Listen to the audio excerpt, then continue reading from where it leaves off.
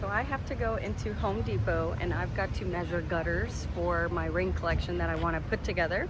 They don't have communal measuring tape, so I have this measuring tape that I want to test out for the first time.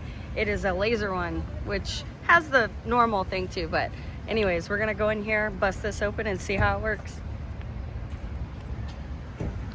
I was totally going to just kind of explain everything that I'm doing in the video, but I had to do a voice narration because there was a lot of music going on and it was pretty loud in Home Depot. Here it is. All right, I'm ready to give this thing a test run. I feel like this is a game changer. There was no hassle to it. Literally put it down, press a couple buttons, and you get your measurement. I mean, seriously, super handy.